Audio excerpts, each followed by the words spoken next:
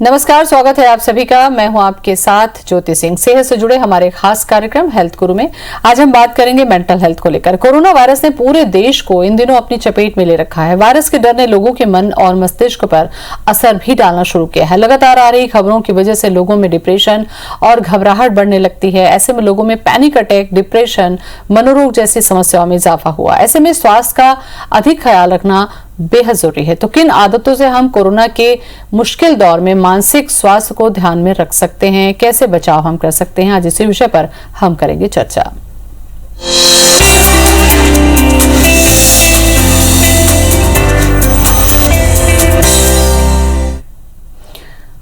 और इसी विषय पर चर्चा करने के लिए आज हमारे साथ जुड़ रहे हैं मनोरोग विशेषज्ञ एमडी डॉक्टर प्रशांत अग्रवाल। डॉक्टर प्रशांत, सबसे पहले बहुत बहुत स्वागत है आपका। धन्यवाद। सबसे पहले IBC 24 और तमाम दर्शकों को मेरा नमस्कार। डॉक्टर प्रशांत, मेंटल हेल्थ को लेकर हम चर्चा करें उसके पहले अभी कुछ दिन पहले की स्थिति पर हम नजर डालना चाहेंगे, जब दूसरी लहर का अटैक हुआ और मौतों के आंकड़े जो है वो तेजी से बढ़े। लगभग हर घर में हमने ये देखा कि दहशत का माहौल था। व्यक्ति परिवार के बीच है तो भी डरा हुआ है, अकेले में डरा हुआ है, रात रात भर वो सो नहीं रहा है। तो ऐसे जो हालात होते हैं उसका असर दिमाग पर कितना गहरा पड़ता है? बिल्कुल सही कहा आपने। अभी जो सेकंड कोरोना की जो वेव आई थी उसमें जो है बहुत सी जो प्रॉब्लम्स लोगों ने फेस की है, उसकी वजह से जो है बहुत से मनोरोगों की समस्या जो है जनता में बढ़ गई है। लोगों के अंदर जो है बहुत से जो मेंटल इलनेस है उसका इंसिडेंस बढ़ गया है। उसमें सबसे ज्यादा जिसका इंसिडेंस बढ़ा है वो है डिप्रेशन, जिसे हम उदासी रोग या अवसाद भी कहते हैं। दूसरा है घबराहट की बीमारी यानी कि पैनिक डिसऑर्डर। तीसरा रात में नींद न आने की समस्या, जिसे हम इंसोम्निया भी कहते हैं। नशे की समस्या, इसमें सबसे ज्यादा जो है अल्कोहल यूज डिसऑर्डर यानी कि शराब की समस्या सबसे ज्यादा बढ़ी हुई है। और OCD यानी कि ऑब्सेसिव कंपल्सिव डिसऑर्डर, क्योंकि हमें जो है बहुत बार हाथ सैनिटाइज करने पड़ रहे थे, हाथों को जो है बार बार धोना पड़ रहा था, तो इस वजह से क्या है कि OCD की समस्या भी लोगों में बढ़ गई है। लेकिन सबसे ज्यादा जो मनोरोगों की समस्या बढ़ी है वो है डिप्रेशन। थोड़ा डिप्रेशन पर ही आज हम चर्चा करते हैं डॉक्टर साहब, कि जिनके घरों में कोरोना पेशेंट रहे हैं वो तो सरवाइव कर ही रहे थे, लेकिन उनसे ज्यादा प्रॉब्लम जो है वो उनके परिजन फेस कर रहे थे। ऐसे समय में डिप्रेशन से बचने के लिए क्या कुछ किया जा सकता है कि ऐसे हालात से हम अपने आप को न्यूट्रल रख सकें? क्या ये संभव है? देखिए, संभव तो बिल्कुल है, लेकिन थोड़ा मुश्किल जरूर है, क्योंकि जाहिर सी बात है कि अपने घर में यदि ऐसी मोर्टेलिटी होती रहती है, ऐसी जो ट्रॉमा होता रहता है, तो उसमें जो है अपने आप को संभालना और अपने घर वालों को, बाकी लोगों को संभालना बहुत ज्यादा जरूरी बनता है, बहुत ज्यादा आवश्यक होता है। तो इसमें देखिए, ये मैं एक चीज जो है सबको यही कहना चाहता हूँ कि प्रकृति का जो नियम है कि उससे हम लड़ नहीं सकते, यानी कि जो होना है वो होके ही रहेगा, हम चाहे कितना भी प्रयास कर ले। तो हमें जो है अपनी सोच को इस डायरेक्शन में ले जाते हुए कि भाई जो होना था वो तो हो गया, अब हमें हमारे जो घर वाले हैं उनको जो है मानसिक और शारीरिक तौर पर जो है अपने आप को संभालना होगा, अपने आप को जो है पॉजिटिव रखना होगा। तो हम एक दूसरे के साथ जुड़े रहें, जो है एक दूसरे के साथ बात करते रहें, सुबह के समय जो है हल्की फुल्की कसरत करते रहें, धूप में अपना 10 से 15 मिनट का समय बिताएं। कोरोना की जो खबरें हैं, कोरोना की जो न्यूज है, जो सोशल मीडिया है, उससे अपने आप को थोड़ा सा दूर रखें, ताकि जो है अननेसेसरी जो खबरें हैं उससे आपको टेंशन ना हो, उससे जो है आपको डिप्रेशन ना हो। और अपनी जहां पे भी आपको अच्छा लगता है, जो भी चीज, जो भी एक्टिविटी करने से आपको खुशी महसूस होती है, वो एक्टिविटी में अपने आप को इन्वॉल्व रखें। और जो भी आप काम करते हैं उसको जो है हमेशा एंजॉय करते हुए करें। जब भी कभी हम अपने काम को एंजॉय करते हुए करते हैं तो हमारे जीवन में कभी स्ट्रेस 1% भी नहीं आता है। तो इस तरीके से जो है हम एक दूसरे के साथ जुड़ करके अपने आप को और दूसरों को पॉजिटिव रख करके जो है आगे बढ़ सकते हैं। डॉक्टर साहब, क्या डिप्रेशन ऐसी स्थिति है कि इस स्थिति में जो व्यक्ति डिप्रेशन से गुजर रहा है, एक परिवार के जो दूसरे सदस्य हैं, मान लीजिए वो कोरोना से पीड़ित हैं और व्यक्ति उसकी वजह से डिप्रेशन में चला गया, तो क्या आपको ऐसा लगता है कि कुछ ऐसे सिम्टम्स हैं या कुछ ऐसी स्थिति है जिसमें डिप्रेशन के पेशेंट को भी ट्रीटमेंट की जरूरत पड़ती है? बिल्कुल ऐसी स्थिति है जिसमें डिप्रेशन मतलब कोई कोरोना से ग्रसित है या जो व्यक्ति है उनको यदि निम्न लक्षण है तो उनको डिप्रेशन के इलाज की सख्त जरूरत है। तो उसमें डिप्रेशन के जो लक्षण है वो कुछ इस प्रकार होते हैं कि मन का पूरे दिन उदास रहना, व्यक्ति का किसी भी काम में उत्साह महसूस न कर पाना, शरीर में अत्यधिक थकान या फिर लिथार्जी यानी कि लैक ऑफ एनर्जी का फील होना, रात में नींद नहीं आना या जरूरत से ज्यादा नींद आना, भूख का कम लगना, वजन का कम हो जाना, अपने आप को वर्थलेस समझना, निरर्थक समझना या फिर ऐसा समझना कि अब मेरी जो है दुनिया में किसी को जरूरत नहीं है, मेरे परिवार वालों के लिए मैं एक बेकार व्यक्ति हो गया हूँ। और इसके चलते जो है आत्महत्या के भी विचार आने लगते हैं। आदमी का जो सेल्फ कॉन्फिडेंस है वो कम हो जाता है, चीजों को लोग जो है भूलने लगते हैं, उनका जो कॉन्सेंट्रेटिंग एबिलिटी होती है वो भी कम हो जाती है, वो पूरे दिन बेचैन रहते हैं और पूरे दिन कई व्यक्ति ऐसे होते हैं जो पूरे दिन सिर्फ रोते ही रहते हैं और वो भगवान से निरंतर प्रार्थना करते रहते हैं कि यदि मैं मर जाता तो अच्छा होता।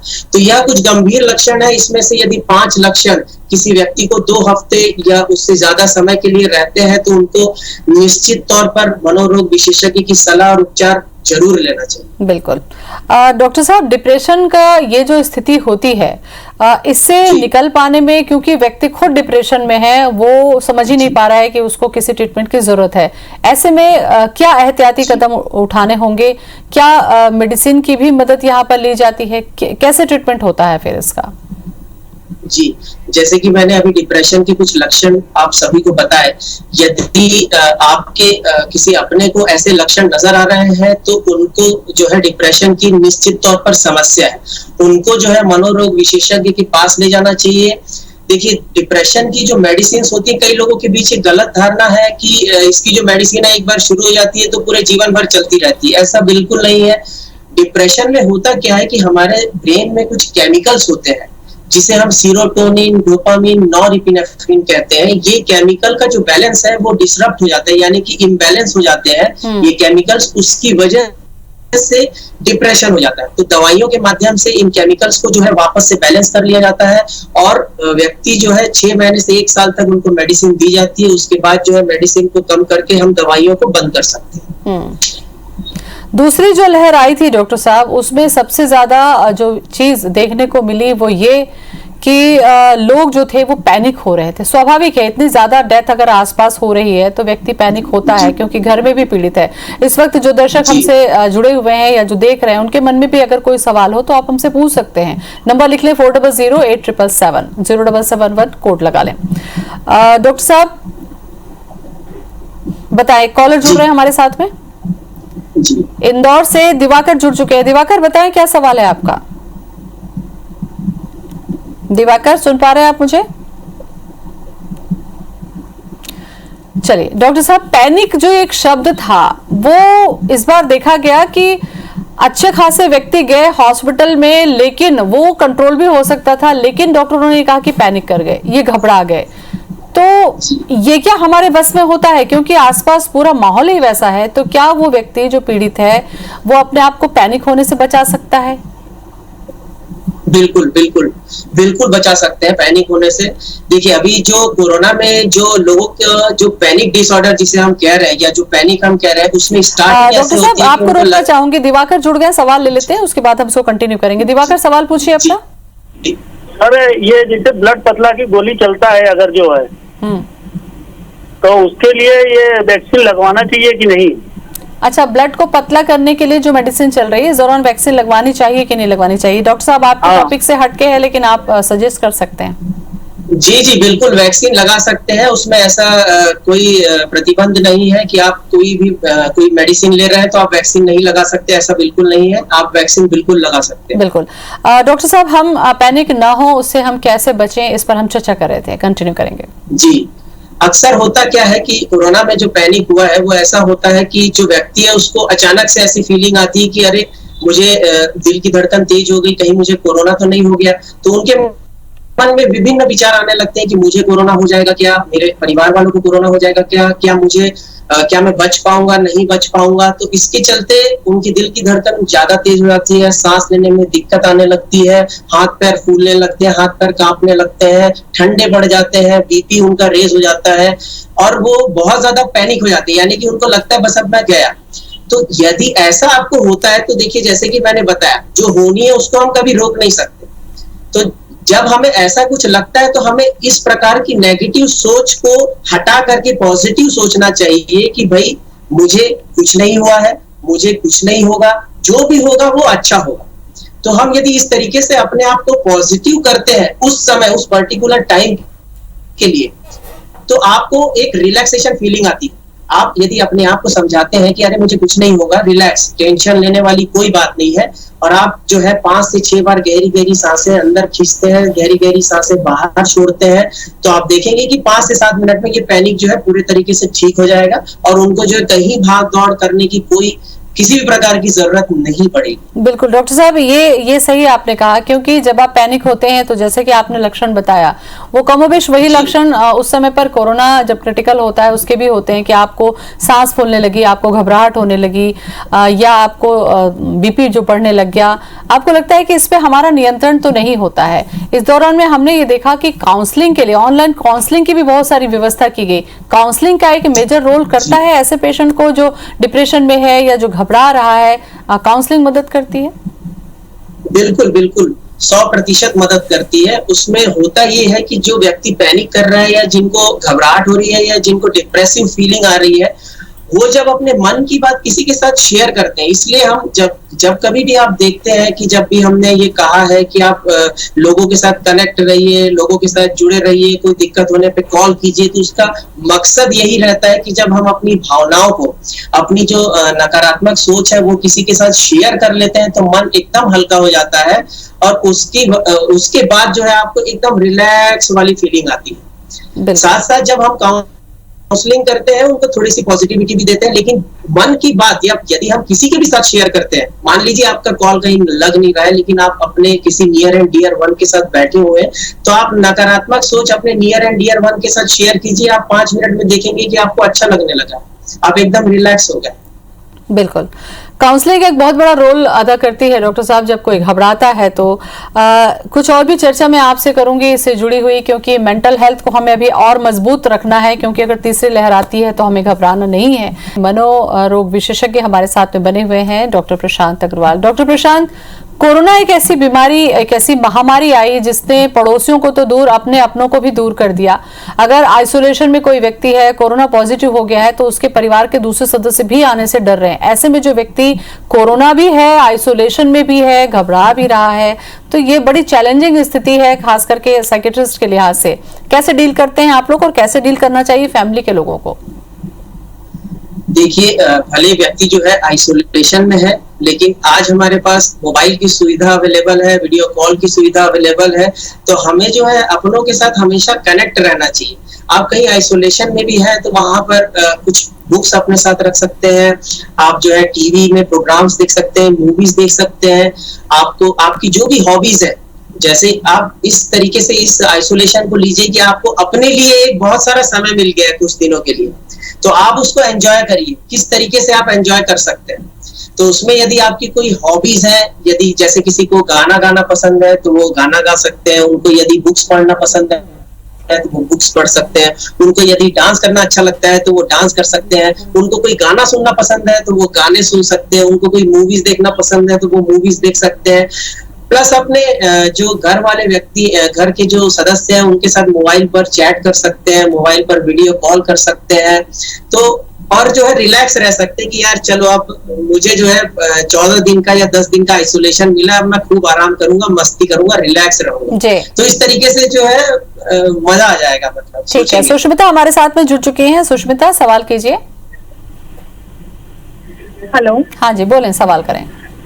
हाँ, मैं ये पूछना चाहती हूँ कि जैसे मुझे मार्च में एक बार कोविड हुआ था, ठीक है, और फिर उसके बाद मुझे अभी 29 मई के, हाँ, सवाल पूरा करें, टीवी से ना सुने, 29 मई के फिर से मुझे फीवर आ गया था बहुत तेज, और फिर मैंने टेस्ट कराए थे तो उसमें मेरा डी डाइमर 2.6 आया था। और उसी टाइम से मुझे सर में काफी दर्द रहता है और बहुत भारीपन रहता है। आज भी मुझे भारीपन है सर पे। मैं कुछ भी चीजों में बहुत जल्दी मुझे बहुत ज्यादा चिड़चिड़ाहट लगती है। मुझे क्या करना चाहिए? डॉक्टर साहब, क्या चिड़चिड़ाहट घबराहट की वजह से भी सिर दर्द हो सकता है या कोई और वजह भी हो सकती है? जी, बहुत अच्छा सवाल है ये। देखिए, कोरोना के बाद जैसे कि मैंने बताया कि डिप्रेशन की समस्या काफी बढ़ी है, तो सर दर्द होना या सर का भारी रहना या चिड़चिड़ाहट होना, यह डिप्रेशन का एक लक्षण हो सकता है। इसमें जैसे कि इन्होंने सवाल में पूछा है कि मुझे कैसे रिलैक्स रहना है या कैसे इस सर दर्द से थोड़ी सी दूरी बनानी है, तो मैंने पहले भी बताया कि हमें जो है प्रतिदिन जो है 6 से 8 घंटे की पर्याप्त नींद लेनी चाहिए। सुबह के समय 10 से 15 मिनट की धूप आवश्यक तौर पर लेनी चाहिए। सुबह के समय हल्का फुल्का व्यायाम करना चाहिए, रिलैक्सेशन कसरत करनी चाहिए, स्वास्थ्यवर्धक भोजन करना चाहिए। स्वास्थ्यवर्धक का मतलब यह होता है कि खाने में 1 या 2 फलों की मात्रा लेनी चाहिए, मतलब खाने के साथ फल का भी सेवन करना चाहिए, खाने में सलाद लेना चाहिए, 8 से 10 गिलास प्रतिदिन पानी पीना चाहिए। अपनों के साथ कनेक्ट रहना चाहिए। जब भी मन में कोई दुष्विचार आते हैं, नेगेटिविटी आती है, उसको शेयर करते रहना चाहिए। अपनों के साथ जो है क्वालिटी टाइम बिताना चाहिए और अपने लिए थोड़ा सा समय निकालना चाहिए ताकि आप अपने शौक, अपनी हॉबीज को जो है पूरा कर सके। यदि ये सब करने के बाद भी आपका सर दर्द या फिर चिड़चिड़ाहट बनी रहती है, तो आपको एक बार अपने पास के मनोरोग विशेषज्ञ की सलाह अवश्य लेनी चाहिए। बिल्कुल। ट्विंकल हमारे साथ में जुड़ी हुई हैं रायपुर से। ट्विंकल, स्वागत है, पूछे सवाल। हेलो। हाँ जी, बोलिए। मैंने 2019 में अपना एडमिशन लिया था एंड सिंस देन जब से मैंने एडमिशन लिया है नवंबर से कॉलेज में, तब से कोविड का आ चुका था, फर्स्ट वेव एंड ऑल।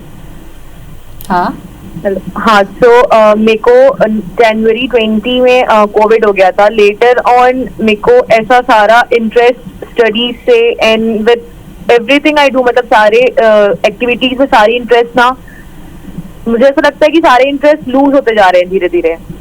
ठीक है। एंड ऑल्सो कभी कभी ऐसा होता है at a certain point of time, कभी कभी ऐसा होता है कि कभी बीच में एकदम इमोशनल ब्रेकडाउन हो जाता है आउट ऑफ नोवेयर। मतलब वो रीजन ही समझ नहीं आता है कि क्यों, कैसे। डॉक्टर साहब सुन रहे हैं, आपको कुछ तो हेल्प करते हैं। बोले डॉक्टर साहब। जी, जैसे कि इन्होंने बताया, इनकी बातें सुनकर तो ऐसा लग रहा है कि इनको जो है डिप्रेशन की समस्या हो सकती है। तो थोड़ा और डिटेल में यदि हम जानेंगे तो हमें पता चलेगा, लेकिन फिलहाल के लिए जैसे कि मैंने बताया, ये अपने आप को रिलैक्स रख सकती है। जैसे कि अपने नियर एंड डियर वंस के साथ जब भी इनको कोई हैवीनेस की फीलिंग आती है, जब भी कोई ब्रेकडाउन होता है, तो अपनी फीलिंग्स को वो शेयर कर सकती है।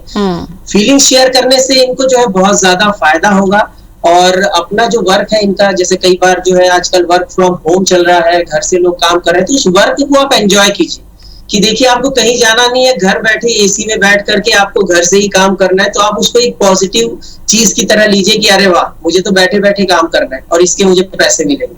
तो आप इस तरीके से यदि अपनी सोच को सकारात्मक रखते हैं तो ऐसे नेगेटिव विचार आएंगे ही नहीं। जी डॉक्टर साहब, बड़ा चैलेंजिंग है ये कि कोविड की दूसरी लहर में हमने देखा कि आसपास के माहौल के बीच अपने आप को पॉजिटिव रख पाना बहुत ही बड़ा चुनौती है। लेकिन जैसा कि आपने कहा कि आध्यात्म से भी हमको कहीं ना कहीं जोड़ना होगा, तब कहीं जाकर हम शायद समझ पाएंगे जिंदगी को और थोड़े से रिलैक्स रह पाएंगे। बहुत बहुत शुक्रिया आपका डॉक्टर प्रशांत जानकारी के लिए। जी, धन्यवाद।